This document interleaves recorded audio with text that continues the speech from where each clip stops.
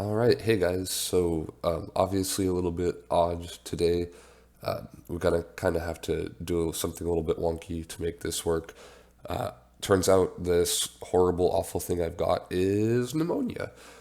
So I am currently taking antibiotics for it, but I am not going to be in probably till the very earliest Wednesday, more likely Thursday.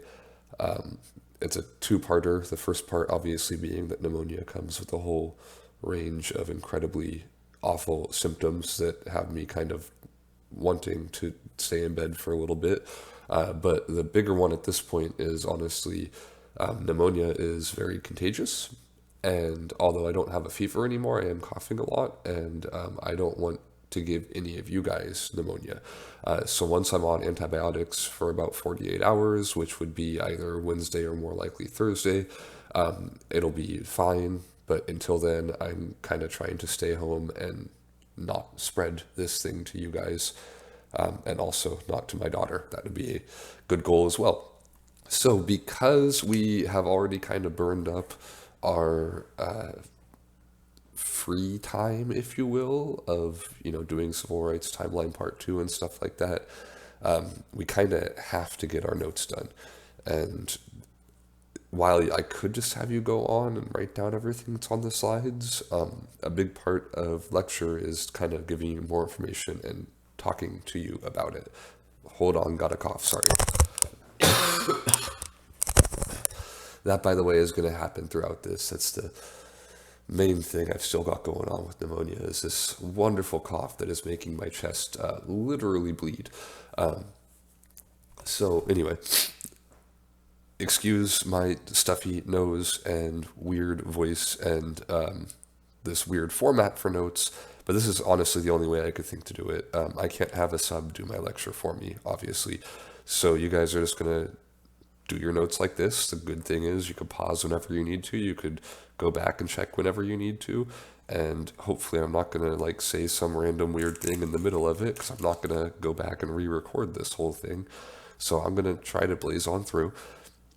For the A block people, I'm starting from the beginning because B block has not done the beginning yet, and I need to plan for this potentially being my Wednesday lesson as well. So A block people, you're just going to jump past that. Basically, to the end of Brown v. Board, just scroll through until you see those slides on the, you could just track it on YouTube. You guys know how to use YouTube. And then just scroll to there. B block people, you're just going to start from here, Civil Rights Movement Part 1, and we're going to go. All right, going to cough again. A block people scroll. Should hopefully not be coughing that much throughout this. All right.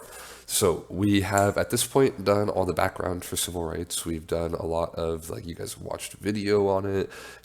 A lot of this is going to be stuff that you already kind of understand, and we're just making sure that you've got like the details of it down.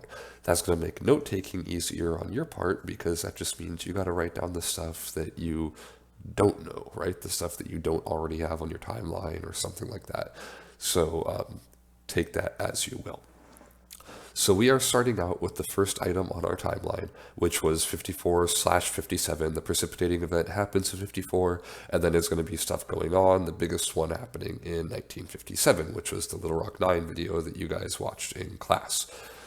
This is all going to be based around one very important group from our people and groups cards you guys made, the NAACP.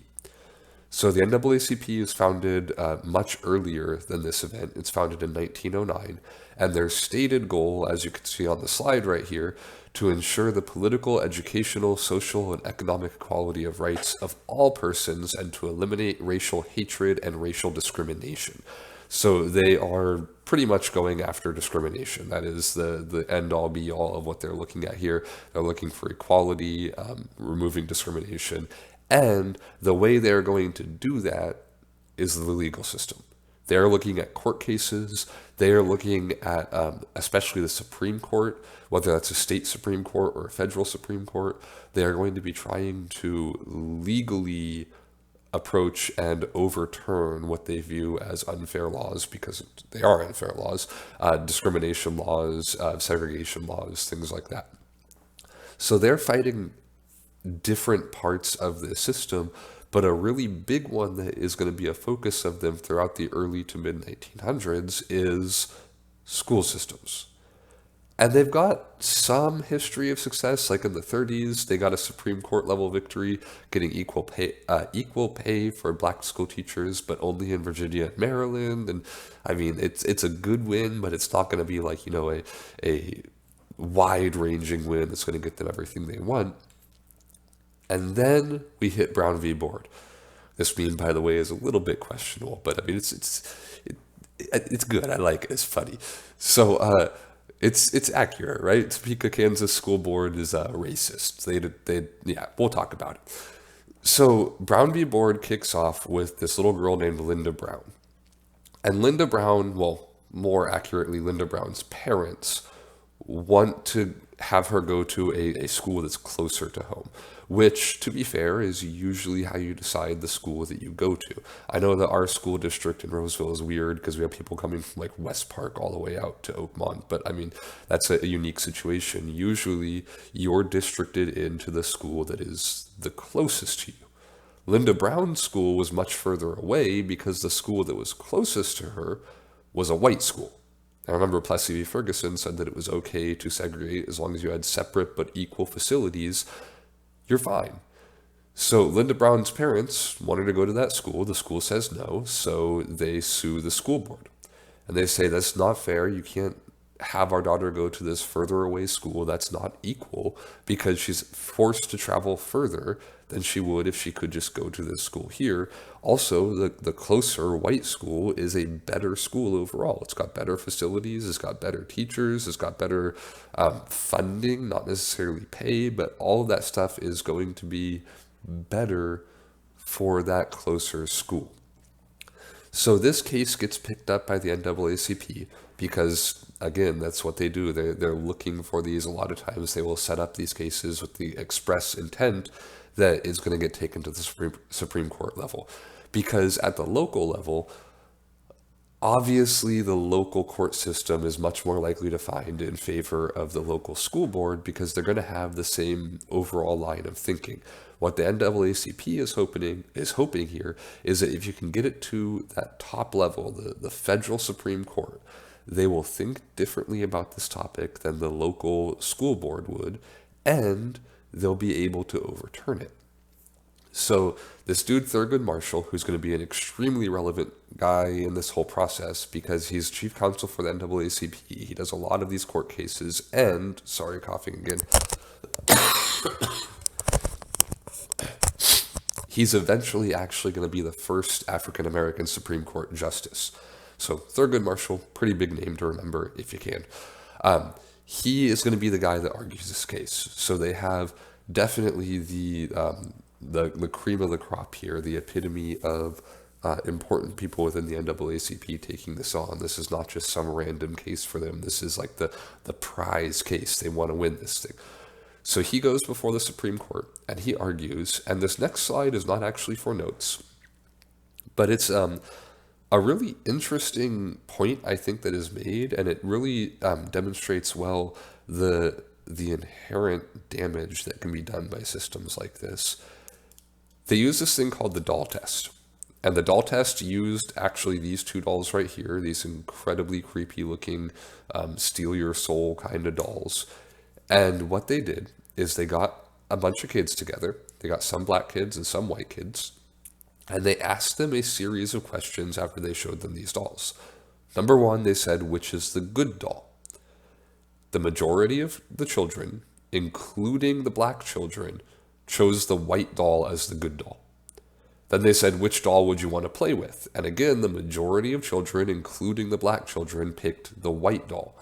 And then only when they got to which doll looks like you did the majority of the black children pick the black doll, and then the white children pick the white doll, obviously. So the message that is being sent here and that we're very clearly seeing is there is something in American society at this time period that is making these black children feel innately inferior to white children. Obviously, their parents aren't sitting there telling you're not as good as white kids or anything like that. Maybe like some parents would do that, but that's not a general trend that's going on there. So you can't attribute it to something they've been told. So what is successfully being argued by the NAACP here is the simple fact of separating these children out. What that is successfully teaching and showing them is they have a lesser value than the white kids. Because the white kids are the default. They're the ones that get the good stuff, right? When you're looking at separating out the two races in Jim Crow America, it's not like, you're like, oh, here, you get this really cool thing and you get this really cool thing. It's conveniently always the white people get the good stuff and the black people get whatever is left over. So the NAACP is saying this isn't just an issue of inequity. This is causing actual mental damage. This is damaging the self-esteem, the self-value of these black children. The idea of a segregated school setting cannot be equal because the mere fact that it is existing is telling these children that they are not as good as the white children are. Luckily, the Supreme Court, with things like the Dahl test, realizes the inequity that is present in this system. And the Supreme Court rules unanimously, that is a 9-0 choice, in favor of the NAACP and Linda Brown. And they say that racial segregation violates the 14th Amendment, to a lesser extent the 13th Amendment, but the 13th Amendment just gets rid of slavery. 14th Amendment is the one that actually officially says that black Americans have the same rights as white Americans. So that is going to overturn the education part of Plessy v. Ferguson. And I want to be really, really clear on that in the same way that this slide says right here. This makes segregation in public schools illegal. This does not completely overturn the entirety of Plessy v. Ferguson. This does not talk about, for example, segregation on buses. That's going to be its own separate thing. This is just saying in public schools, separate but equal is impossible. That being said, once you have overturned that aspect of Plessy v. Ferguson, what does that mean for the other aspects of Plessy v. Ferguson? Think of precedent here in court cases, right? You set the precedent that segregation, at least at some level, is unconstitutional. That gives you a lot of arguments to argue precedent on other areas that segregation is also unconstitutional. So it doesn't quite overturn Plessy v. Ferguson, but it definitely sets it up to be overturned. Oh my goodness, you guys, this cold is killing me. I'm doing my best, so we're going to make it work. So as this gets passed, our Chief Justice of this time period is this guy named Earl Warren. And to give you an idea of, how he's affected by some of the stuff that we've talked about in the scene here already, we got a couple of quotes. We got segregation of white and colored children in public schools has a detrimental effect upon the colored children. This is, again, that Dahl test we're seeing. The impact is greater when it has the sanction of the law, for the policy of separating the races is usually interpreted as denoting the inferiority of the Negro group. A sense of inferiority affects the motivation of a child to learn.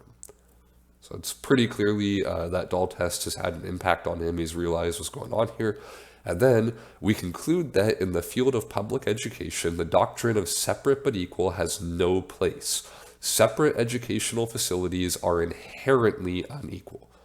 So again, I've mentioned this a few times as well, but I want to make it clear that the Supreme Court is saying the same thing.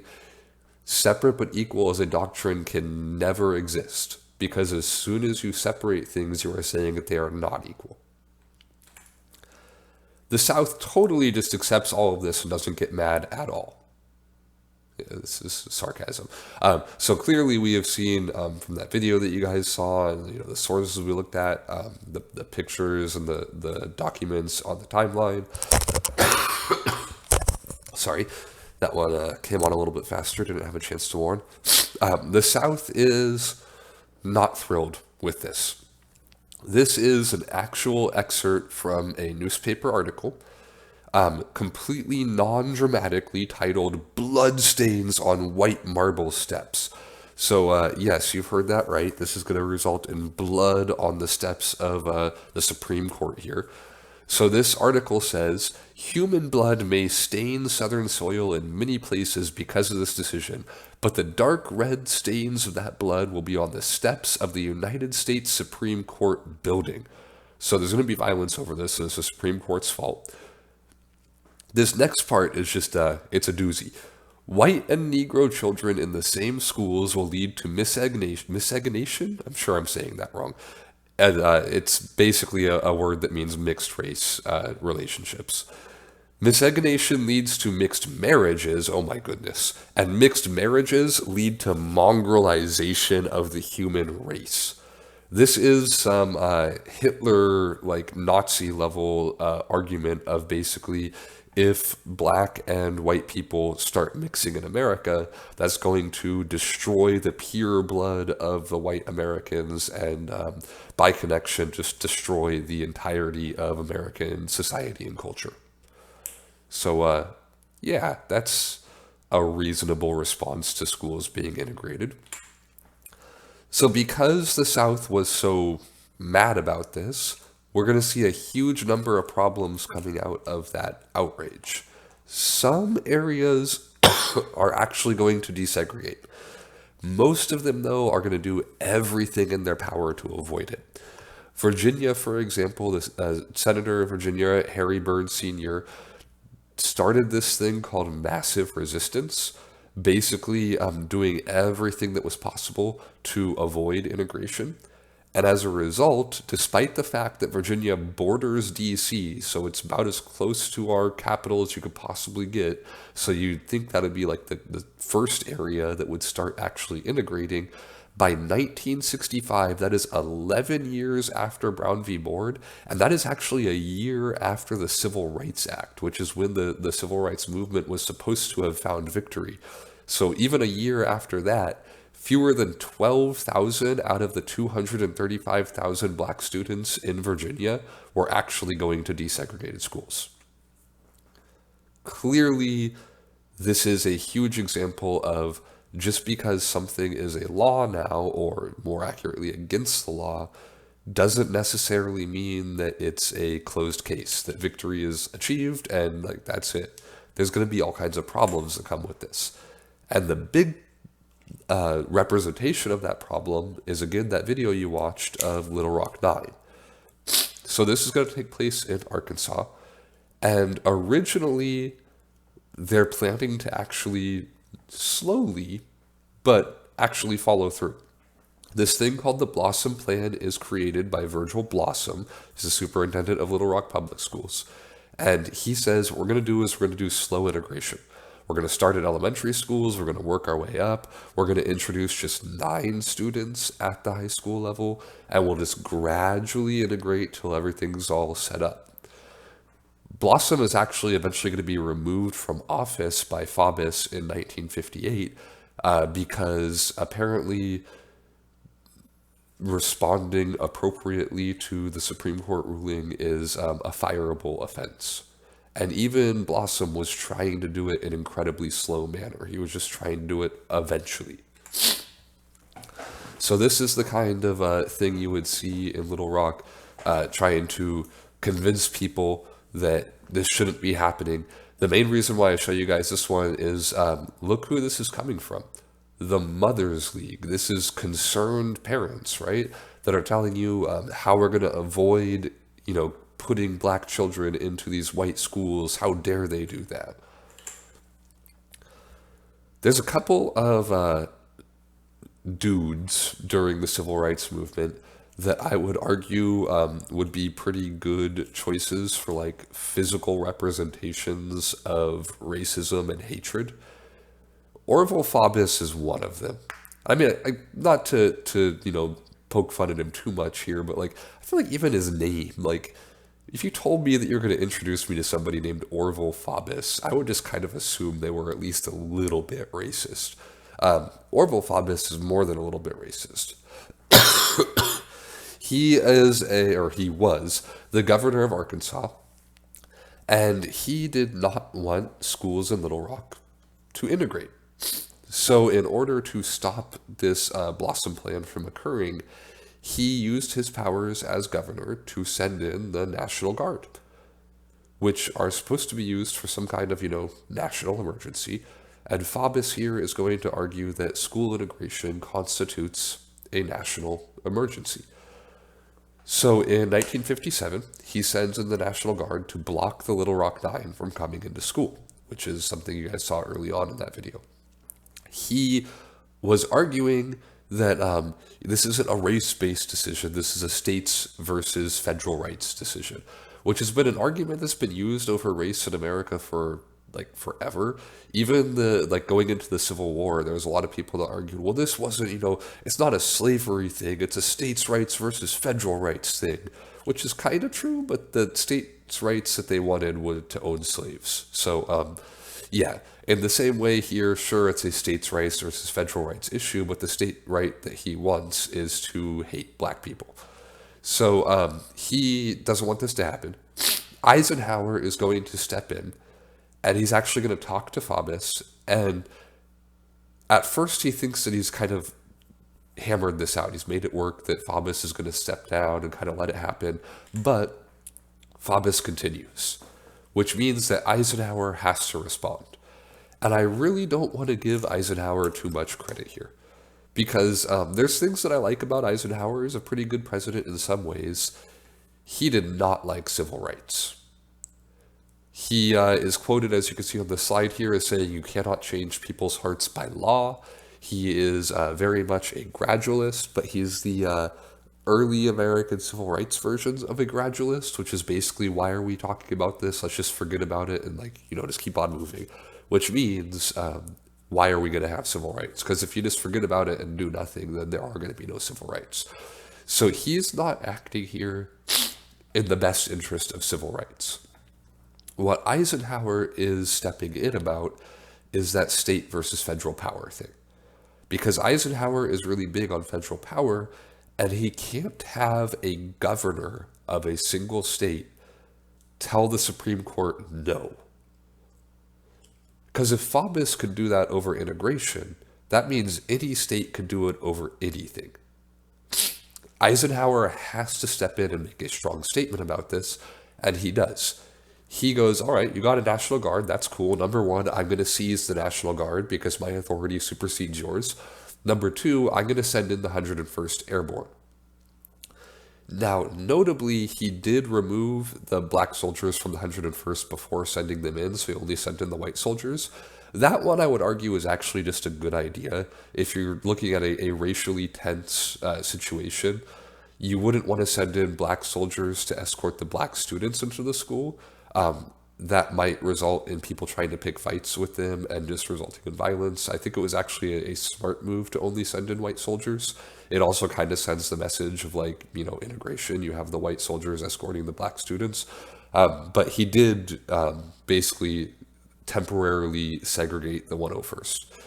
So they get sent in. Every one of the Little Rock Nine gets their own soldier assigned to them. They're escorted throughout their day. And he is going to actively enforce this integration. Faubus does not sit around and do nothing about this. The school year comes to a close, and the summer of 1958, Faubus goes to the Supreme Court and he goes, hey, we need an official delay of integration. We need at least 2.5 years where we don't have to do this because further integration is going to increase violence and it's going to make everybody mad, and we just can't have this happening.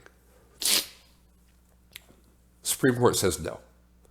So Faubus goes, all right, well, you are able to force me to let black students come to school with white students if school is open. What if none of the schools are open? And he orders all of the schools in Little Rock, all the public schools that is, to close. And his hope is what he's going to do is drive the white community of Little Rock into privatized schools, which the black community wouldn't be able to afford. And because those schools are private, they don't really have to worry about integration, because the Supreme Court only ruled that public schools cannot segregate. A private school can kind of do whatever it wants at this point in American history. Unfortunately for Faubus, but fortunately for, equality, the idea of getting everything privatized does not work out. And what actually happens is for the 58 to 59 school year, nobody in Little Rock gets to go to school. Everybody gets to miss out on an entire year of their schooling because Faubus doesn't want black and white students to go to school together. As the school year closes out and the school system is in chaos, the teachers, by the way, have been forced to come to school every day of that school year and be ready just in case. As they're doing this, their kind of salaries are getting dropped. People are being laid off because, they don't have any students to teach. But the teachers are worried about quitting because what if they quit and then the year after the schools reopen and now they don't have a job? The school board has elections, and the segregationist influence on the school board actually gets voted off of the school board. So the following year, the schools vote to reopen, which means that they're going to have to integrate. And you would think that this would be the end of it, that, hey, we've got integration, everything's good now. But it's still going to be an incredibly hard-fought battle. There's still going to be a huge amount of hostility. Mobs are going to try to block their entrance. People are getting upset, just like we saw with the video Eyes on the Prize. So it's, even after all this goes down, these people are still going to be basically all out attacking any kind of black students that want to go to their schools. So we can see here a selection of photos of people. I'm always interested in this picture just because, I don't think I've ever been that angry about anything in my entire life. And this girl is just that angry about 9 black students going to school with her. It's just baffling. This lady, by the way, is probably still alive because all this was going on in the 50s. And I mean, that's about a half a century ago. It's a decent way in the past, but this woman is probably still alive, and I wonder if she is still this angry about integration. This guy, I feel like, just has a very punchable face. Just going to throw that out there. We've got that picture that you guys saw on the timeline. Race mixing is communism. And then this one I just find incredibly ironic because, they definitely chose to come here in the first place. It's not like, they were forced to or anything. Sure, why not? This map definitely doesn't show you any trend whatsoever. That's sarcasm again. So what we see here is a map of school integration by 1960. And the big trend you can notice is the Deep South. By 1960, essentially none of the Deep South is integrated at all. Then you get a little ring around the Deep South, where you get 1 to 2% integrating. Then you get this next ring as we start to get further away from the Deep South. 1 to 2%, by the way, is still basically nothing. 20 to 40%, that's not too bad. And some of these, I guess, are a little bit before 1960 because they start desegregating, but this is where they're at 1960. The reason why the Deep South doesn't have any dates on it is because obviously they're not desegregating. So 20 to 40%, I mean, that's some. But again, this is 6 years after Brown v. Board, and they're still under half. Only one state in what we would now recognize as the South is even over 50%, and that's West Virginia.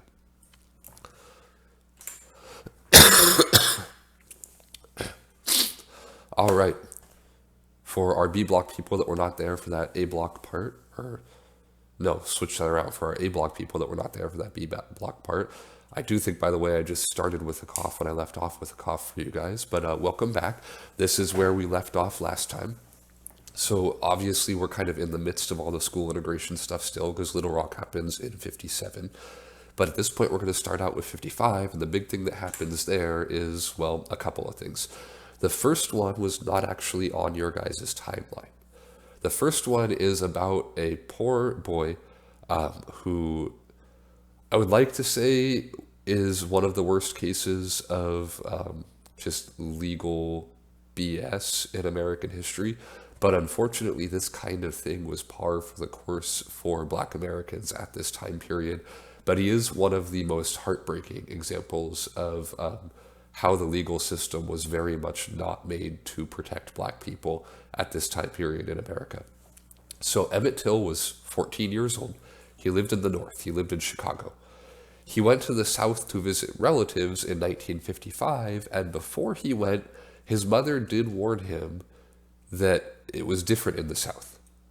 That although there was racism in the North, the Southern racism was much more dangerous, and he needed to be really careful how he talked to white people. And unfortunately, I mean, you guys being teenagers know this, like your parents explain a lot of dangerous things to you and you go, okay, whatever, I'm going to do my thing. That's what Emmett Till did. So there is a dispute over exactly what happened here. But the general details that we do know is that in August of 1955, he was in Mississippi. He went to a small shop, and in the shop, he either said something to a white woman along the lines of "bye, baby," or he potentially wolf whistled at the woman. The woman's husband says that Emmett Till wolf whistled at her. There are other witnesses there that dispute that fact. Either way, saying "bye, baby" or wolf whistling should not result in what happened. What did happen, though, is the husband of the woman and the husband's half-brother tracked Emmett Till down. They abducted him, and they beat him to death before dumping his body in a river. His body was found 3 days later. It was so badly beaten and deformed that he was essentially unrecognizable. He was flown back to Chicago for a funeral. There was a trial that was held against his killers, and an all-white jury found them not guilty.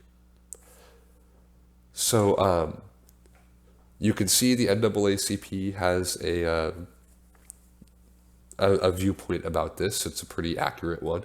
Mississippi has decided to maintain white supremacy by murdering children because Emmett Till was 14 years old. He was a child. This is Emmett Till. The next photo is not a fun one, just giving you a heads up right now. It is what happened to Emmett Till after. And the reason why I show this photo is Emmett Till's mother was very clear. She actually held an open casket funeral. She wanted people to see what racism had done to her son. So I think that it is very much in keeping with the spirit of what she wanted to be very clear about what racism did to Emmett Till, and it is that. That was the results of the beating that he took, and obviously the water in the river helped in that decomposition. But like I said, basically not even identifiable. At this point, the reason why it's a black screen is because there's usually a video. I'm probably going to upload the video along with these notes on Classroom. So assuming I did, it's about 10 minutes long. Take about 10 minutes to go watch the video. It gives you much more information on Emmett Till. It is incredibly depressing and sad, but it is very worthwhile. So just pause this video, go watch that one, and come back when you are done.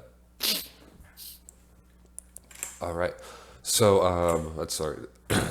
To give you an idea of how impactful Emmett Till is, we need look no further than this quote from Rosa Parks here.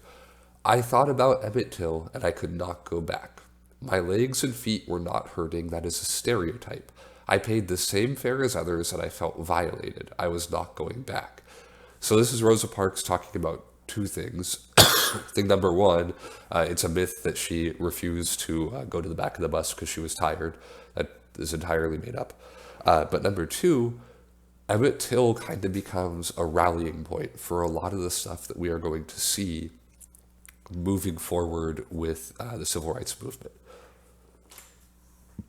So our 1955 main event then, although Emmett Till is involved in inspiring it, it's not actually about Emmett Till, it's the Montgomery Bus Boycott. So Rosa Parks is obviously going to be a key figure in this and in the civil rights movement in general.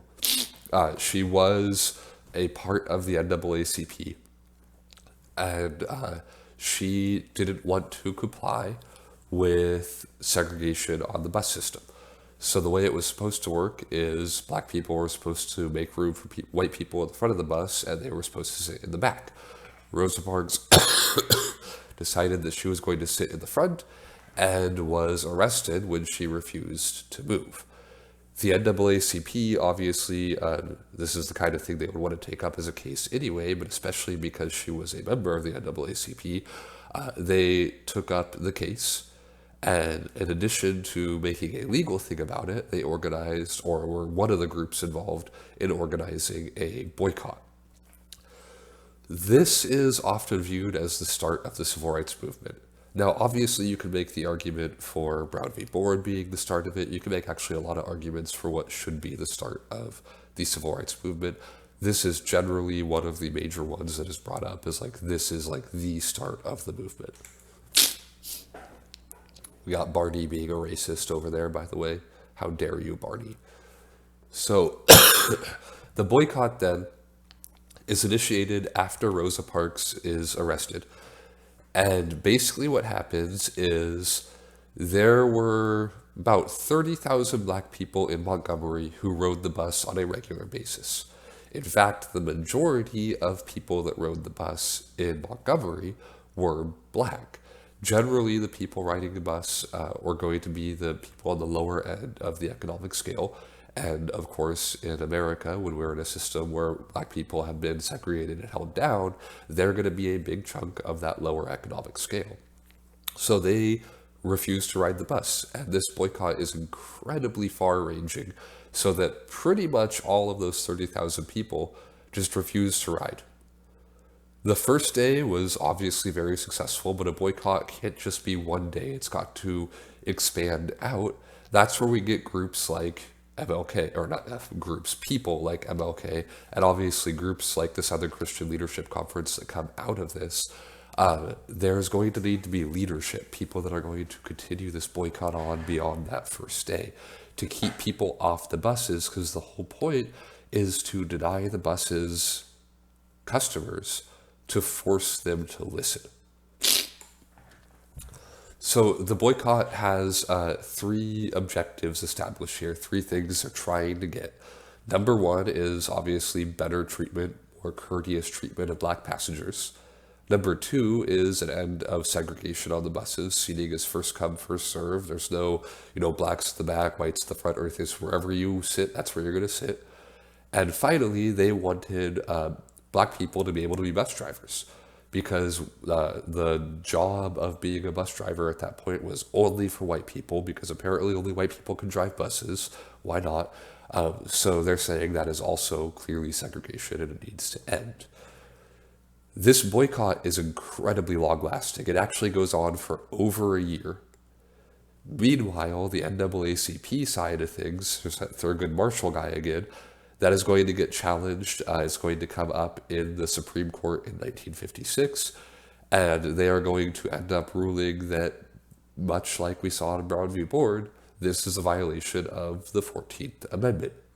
14th Amendment, obviously very, very important for the civil rights movement, because it is the thing that guarantees black Americans equal treatment under the law compared to white Americans.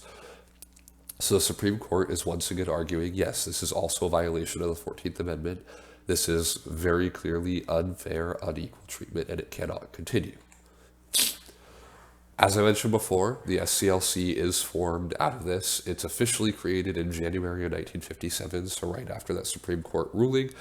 It's going to be formed not just by MLK, but MLK is obviously going to be the first president of the organization.